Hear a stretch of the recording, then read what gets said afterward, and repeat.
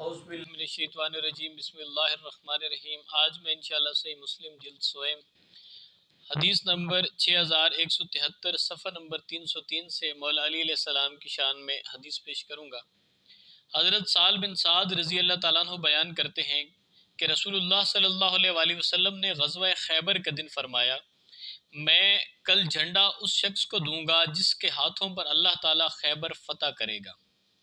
وہ اللہ اور اس کے رسول سے محبت کرتا ہوگا اور اللہ اور اس کے رسول کو اس سے محبت ہوگی۔ حضرت سہل نے کہا، پھر صحابہ نے اس حال میں رات گزاری کہ دیکھیے حضور کس کو جھنڈا عطا فرماتے ہیں۔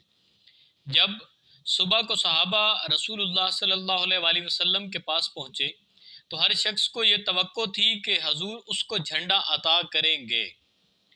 آپ صلی اللہ علیہ وآلہ وسلم نے فرمایا، علی ابن ابی طالب کہاں ہیں؟ صحابہ نے عرض کیا، یا رسول اللہ ان کی آنکھیں دکھتی ہیں۔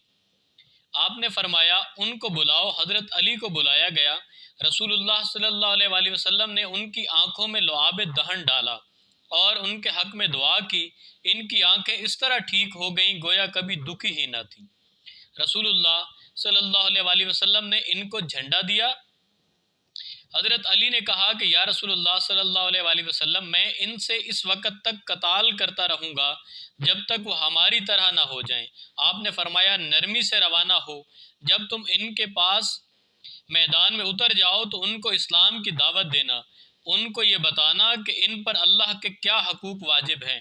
باخدا اگر تمہاری وجہ سے ایک شخص ہدایت پا جائے تو وہ تمہارے لیے سرخ اونٹوں سے بہتر ہے۔